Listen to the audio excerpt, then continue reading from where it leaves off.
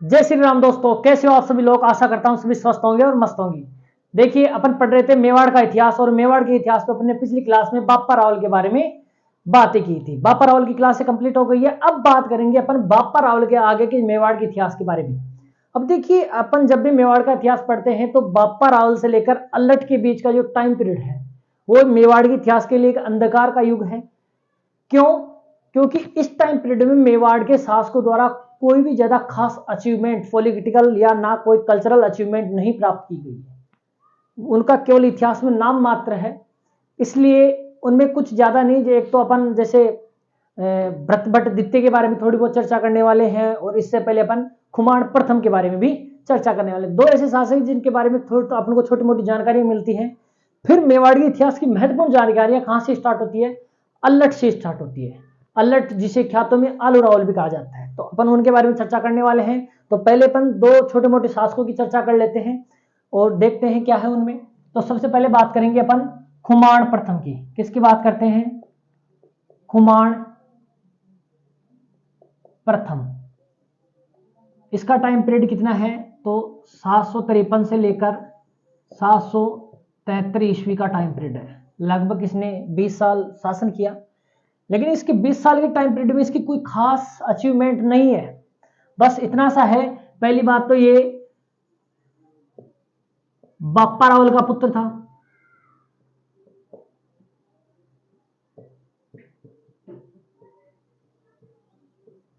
दूसरी बात क्या है?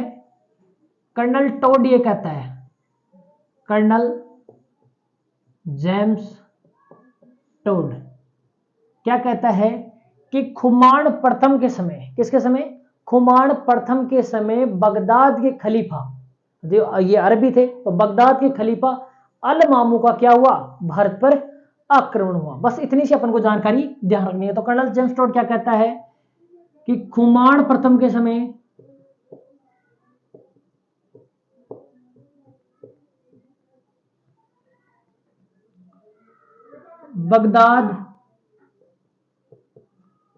बगदाद के खलीफा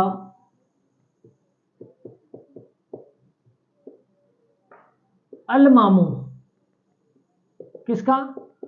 अल मामू का भारत पर क्या हुआ? आक्रमण हुआ। ठीक है। तो खुमाण प्रथम की बस छोटी सी इतनी जानकारी है। पहली बात तो ये बापा रावल का पुत्र है। क्योंकि अपन ने ये देखा था, जब बापा रावल के नाम के बारे में पर चर्चा कर रहे थे, तो अपन ने ये देखा था कि डॉक्टर डी.आर. भंडारकर ने बापा रावल को तो क्या नाम दिया था? खुमाण प्रथम नाम दिया था। ये अपन ने चर्चा की थी। लेकिन खुमाण प्रथम तो बापा रावल का क्या था? पुत्र था। फिर कर्नल जेम्स टोड ये कहता है कि इसी खुमाण प्रथम के समय क्या हुआ?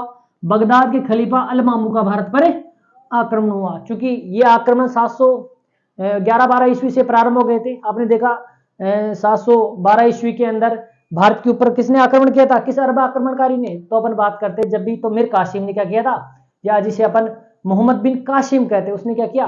भारत पर आक्रमण किया था। उसके बाद में अरबों के आक्रमण क्रम से स्टार्ट रहे। ठीक बात है। तो इसी दौर में क्या हुआ? बगदाद के खलीफा अल मामून ने भी क्या किया? भारत पर आक्रमण किया। और इस समय मेवाड़ का शासक कौन था?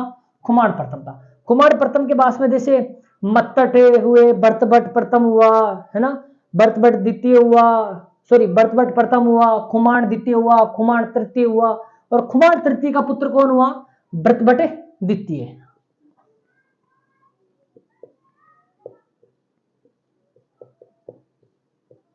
इसका टाइम पीरियड 903 से लेकर 951 ईस्वी तक माना जाता है। ठीक है। भरतभट्ट द्वितीय, इसकी कोई खास उपलब्धियां है नहीं, लेकिन बस दो तो इसकी महत्वपूर्ण जानकारियां मिलती है। और एक और क्या है कि इसने, भरतभट्ट द्वितीय ने क्या किया? राष्ट्रकूट राजकुमारी महालक्ष्मी से क्या किया?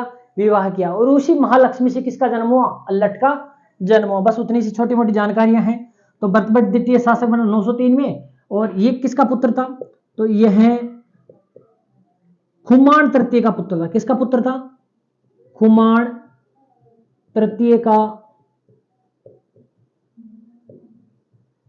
पुत्र था। ठीक है। आहड़ अभिलेख में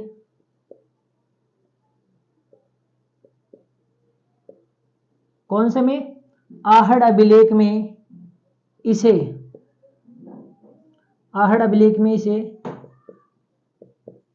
तीनों लोकों का स्वामी कहा गया है। क्या कहा गया है? तीनों लोकों का स्वामी कहा गया। एक तो ये जानकारी ध्यान रखनी है आपको। एक प्रतापगढ़ अभिलेख में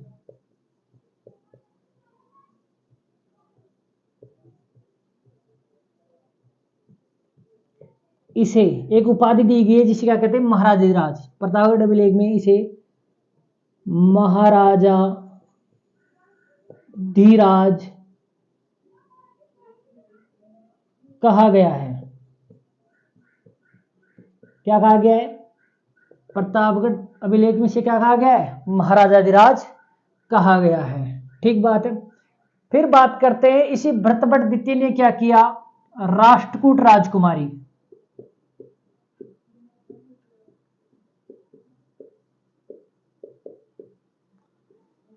महालक्ष्मी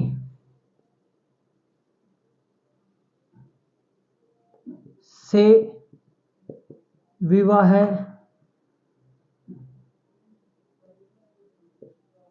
कर क्या किए? राष्ट्रकूटों से संबंध स्थापित किए।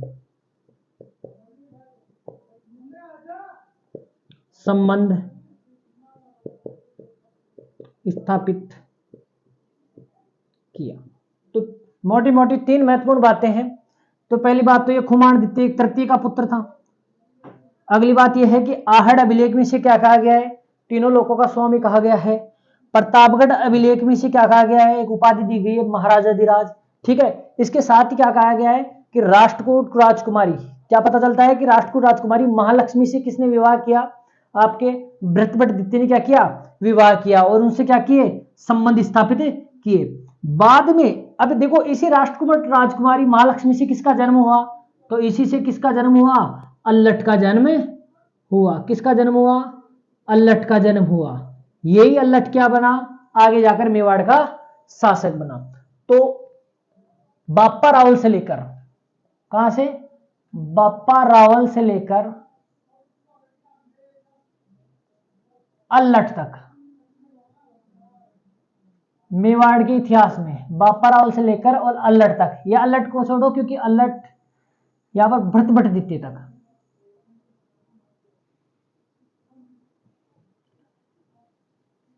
मेवाड़ की राजधानी क्या रही? नागदा। क्या रही राजधानी? क्योंकि बापा रावल से ही मेवाड़ का मुख्य, या बापा रावल को मेवाड़ का वास्तविक संस्थापक माना जाता है। तो अपन ये कह सकते हैं कि बापा रावल से मानेंगे अपन। इससे पहले भी राजधानी नागदा ही थी, ये बात तो ठीक है, लेकिन बापा रावल से लेकर भरतभट्ट द्वितीय तक राजधानी क्या रही? नागदा ही रही। भरतभट्ट द्वितीय के बाद में उसका पुत्र अल्लट बना जब शासक, तो उसने क्या किया? राजधानी नागदा से ट्रांसफर करके कहां कर दी? आहड़ कर दी। अब उसके बारे में अपन चर्चा करने वाले हैं। तो एक चीज ये ध्यान रखना, ये भी ध्यान रखना, बापा रावल से लेकर भरतभट्ट द्वितीय तक का जो टाइम पीरियड है, यानी बापा रावल के बाद में से लेकर, यानी खुमान से लेकर भरतभट्ट द्वितीय के बीच का जो टाइम पीरियड है, वो मेवाड़ के इतिहास के लिए एक अंधकार का युग है। क्यों? क्योंकि इस समय के शासकों की कोई ना तो पॉलिटिकल ना ही कोई कल्चरल क्या है अचीवमेंट अपन को इतिहास में नहीं मिलती है। इसलिए इस टाइम पीरियड को क्या कहा जाता है? मेवाड़ के लिए अंधकार का युग कहा जाता है। ठीक बात है। एक बार आप स्क्रीनशॉट लो ताकि अपन अल्लट, जिसे ख्यातों में आलू रावल कहा गया है, उसके बारे में चर्चा करते हैं।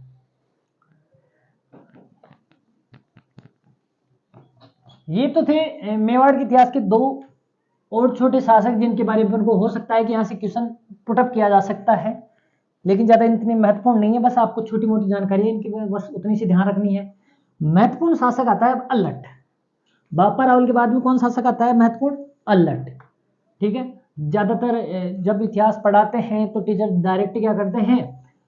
बापा रावल के बाद में अल्लट के बारे में पढ़ाते हैं, लेकिन फिर भी अपन दो छोटी मोटी और जानकारियां पढ़ ली अपन ने। एक तो खुमान प्रथम के बारे में और एक भरतभट्ट द्वितीय के बारे में। अपन ने देखा कि भरतभट्ट द्वितीय तक मेवाड़ की राजधानी क्या रही है? नागदा रही है। ठीक है। प्रारंभ से लेकर भरतभट्ट द्वितीय तक मेवाड़ की राजधानी क्या रही? नागदा। अब शासक कौन बनेगा? अल्लट। कौन बनेगा शासक? अल्लट। और अल्लट का टाइम पीरियड क्या है? तो 951 से लेकर 931 ईस्वी तक। ठीक है। क्योंकि 51 तक तो अल्लट के पिताजी भरतभट्ट द्वितीय क्या कर रहे थे, शासन कर रहे थे। तो अपन दो महत्वपूर्ण चीजें, तो पहले तो पिता कौन है इसका, तो दत्त भट्ट द्वितीय, ठीक है। माता महालक्ष्मी,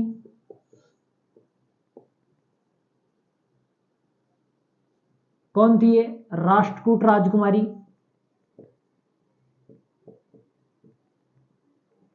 अब एक चीज तो आपको ये पता चली गई होगी कि अल्लट का ननिहाल कहाँ है, राष्ट्रकूट।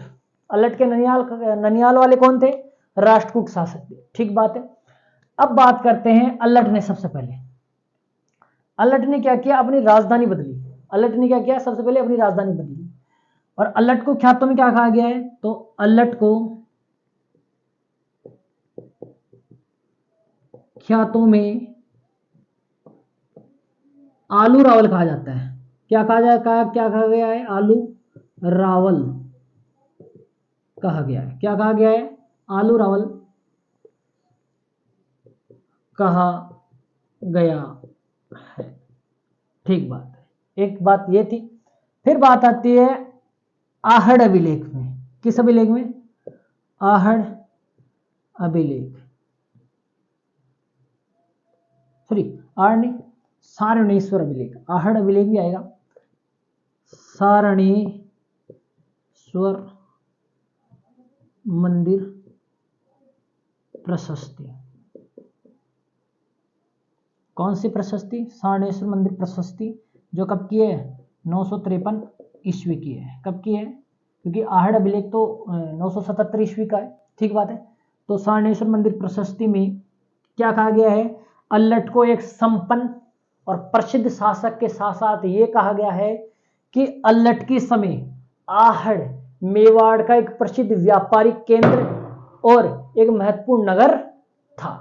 तो कौन सी प्रशस्ति में, सारणेश्वर मंदिर प्रशस्ति में कहा गया है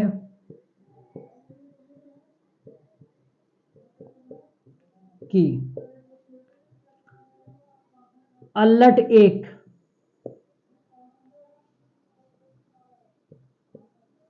संपन्न व ख्याति प्राप्त या प्रसिद्ध शासक था।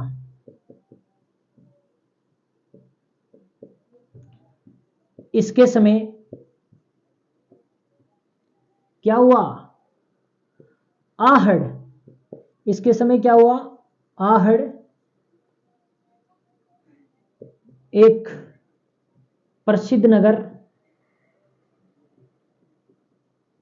व बहुत बड़ा व्यापारिक केंद्र था।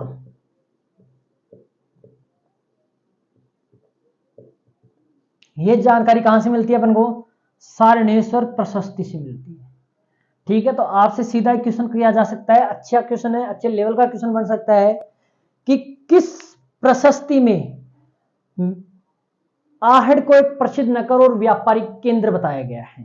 तो सीधा ही क्वेश्चन बनेगा, तो सारणेश्वर मंदिर प्रशस्ति में अल्लट को प्रसिद्ध और संपन्न शासक होने के साथ साथ आहड़ को क्या कहा गया है, एक प्रसिद्ध नगर और व्यापारिक केंद्र बताया गया है। अच्छा क्वेश्चन बन सकता है, यहां से ध्यान रखना आप, ठीक है।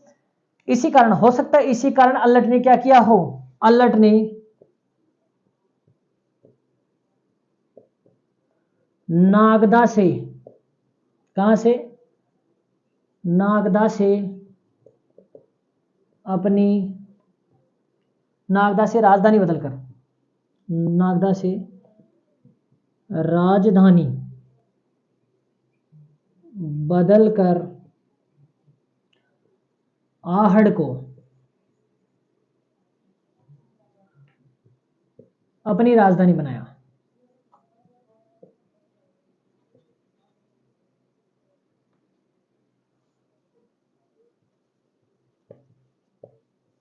ठीक बात है।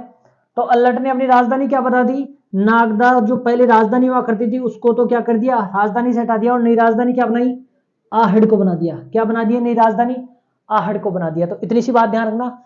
और भी जानकारियां हैं अल्लट की, एक बार आप स्क्रीनशॉट लो ताकि अल्लट की अपन और छोटी मोटी जानकारियां हैं उनके बारे में पढ़ते हैं। अल्लट ने नौकरशाही का गठन किया, अल्लट ने होन राजकुमारी हरिया देवी से विवाह किया, और इसकी जानकारी अपन को किससे मिलती है, वो सभी चीजें अपन डिस्कस करने वाले हैं। अल्लट ने कुछ महत्वपूर्ण मंदिरों का निर्माण भी करवाया, तो ठीक है, उसके बारे में अपन चर्चा करने वाले। एक बार स्क्रीनशॉट लो।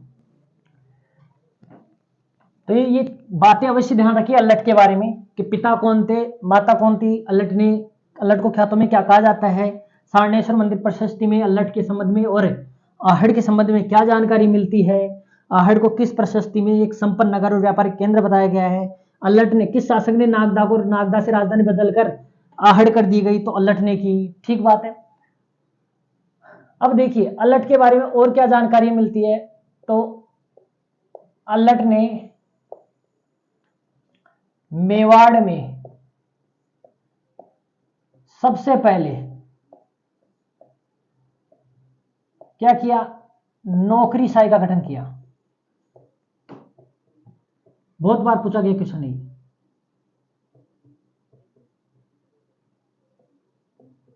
किसका गठन किया, नौकरीशाही का गठन किया। और जानकारी कहां से मिलती है, तो ध्यान रखना, आहड़ अभिलेख कब का है, 977 ईस्वी का। इसमें पता चलता है कि अल्लट ने मुख्यमंत्री, संधि विग्रहिक, अन्य कुछ और महत्वपूर्ण पदों का क्या किया, गठन किया।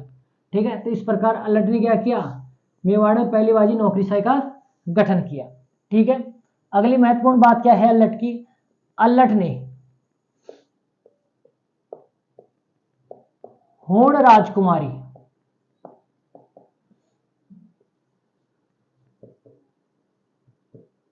हरिया देवी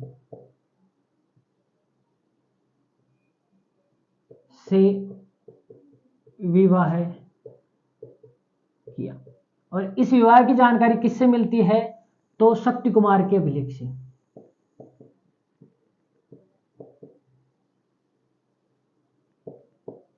अभिलेख बोल दो या प्रशस्ति बोल दो, कब का है, 1034 ईस्वी का। इससे जानकारी मिलती है कि अल्लट ने क्या किया, एक होण राजकुमारी हरिया देवी से क्या किया था, विवाह किया था। किस अभिलेख से, शक्ति कुमार के अभिलेख से अपन को ये जानकारी मिलती है। तो हो सकता है कि क्वेश्चन बन जाए कि पहली बात तो किस अभिलेख से अल्लट के मेवाड़ में नौकरीशाही के गठन की जानकारी पता चलती है, तो आहड़ अभिलेख से। किस अभिलेख से अल्लट के द्वारा होण राजकुमारी हरिया देवी से विवाह करने की जानकारी मिलती है, तो शक्ति कुमार के अभिलेख से। फिर बात करते हैं, और जब अल्लट ने होण राजकुमारी हरिया देवी से विवाह किया, तो यह माना जाता है, इतिहासकार द्वारा यही माना जाता है कि यह राजस्थान का पहला अंतरराष्ट्रीय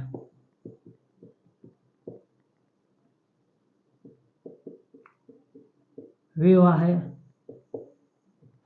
यह क्या है, राजस्थान का पहला अंतरराष्ट्रीय विवाह है।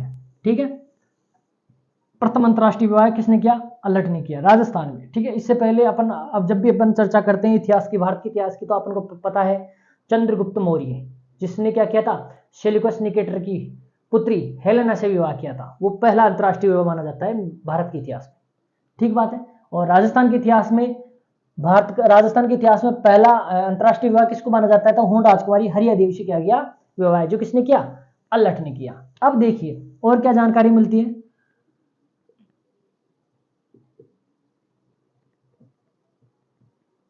अल्लट ने अपने ननिहाल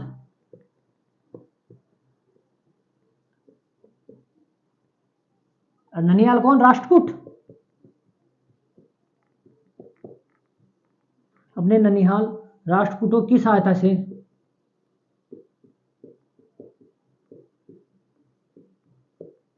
साम्राज्य का विस्तार किया।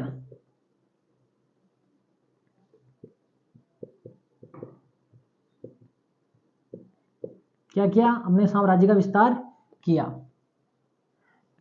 आहड़ अभिलेख से अपन को यह जानकारी मिलती है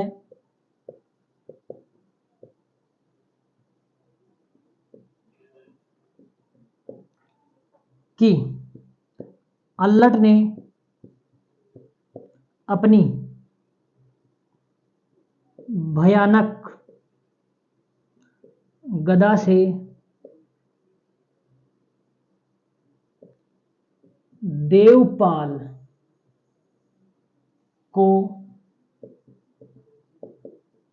मौत के घाट उतार दिया। तो एक चीज तो ये कि ये घोटा रखता था साथ में, क्या रखता था?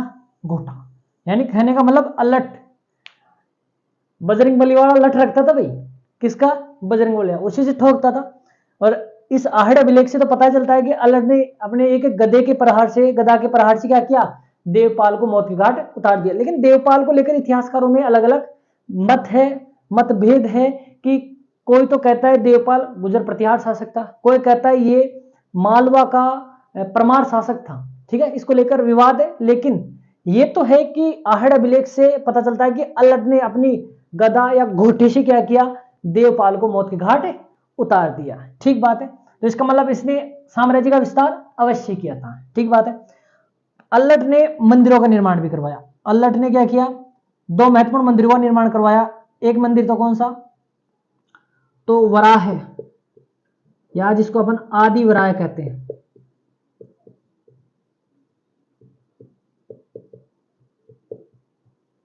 वराह मंदिर या आदि वराह का मंदिर कहां पर? तो आहड़, उदयपुर में। ठीक बात है। एक कौन सा मंदिर बनवाया उसने? तो जगत अंबिका माता का मंदिर। कौन सी? जगत अंबिका माता का मंदिर। तो कहां पर? जगत उदयपुर। जगत अंबिका माता का मंदिर कहां पर? जगत उदयपुर। ठीक है, ये चीज ध्यान रखना। इस मंदिर की कुछ खास बातें हैं, जगत अंबिका माता का मंदिर की कुछ खास बातें हैं, मैं यहां लिख देता हूं। ठीक है, पहली बात, खास बात क्या है? एक तो एक पंचायतन शैली का मंदिर है। जब अपन आर्किटेक्ट के बारे में पढ़ेंगे, स्थापत्य के बारे में पढ़ेंगे, तब अच्छे से पढ़ेंगे पंचायतन शैली होती क्या है। पंचायतन शैली का मंदिर। ठीक बात है। दूसरी बात, ये कब निर्मित किया गया है? 10वीं सदी में। तो 10वीं सदी का मंदिर है। कैसे है कि अपन ने पढ़ा अलट का टाइम पीरियड क्या है? 51 से लेकर 971, तो 10वीं चल रही है ना शताब्दी, तो ये 10वीं सदी का मंदिर है, पंचायतन शैली का मंदिर है। इसे मेवाड़ का खजुराहो कहा जाता है। इस मंदिर को क्या कहा जाता है? इसे मेवाड़ का खजुराहो।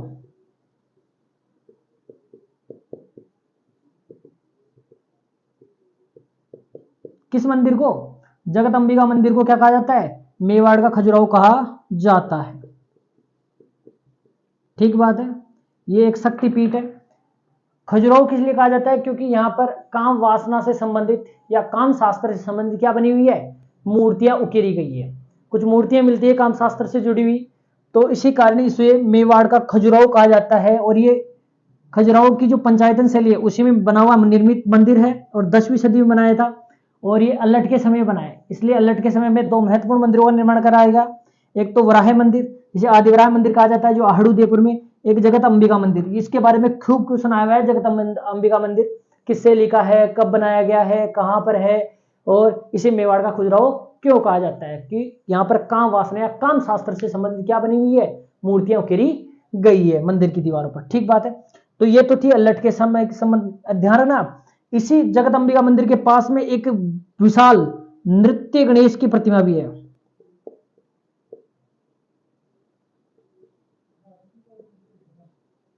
क्या है? एक विशाल नृत्य गणेश की प्रतिमा भी यहां पर बनी हुई है। ये भी चीज ध्यान रख लेना आप। ठीक बात है। तो नृत्य गणेश की विशाल प्रतिमा कहां है? तो जगत अंबिका मंदिर के पास में ही बनी हुई जगत उदयपुर में। तो ये तो थी आपके अल्लट से संबंधित संपूर्ण जानकारियां। इससे बाहर अल्लट में कोई भी क्वेश्चन नहीं पूछा जा सकता।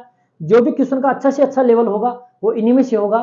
आप अच्छे से पढ़िए, ध्यान रखिए अपना। जय श्री राम, खमा गणित।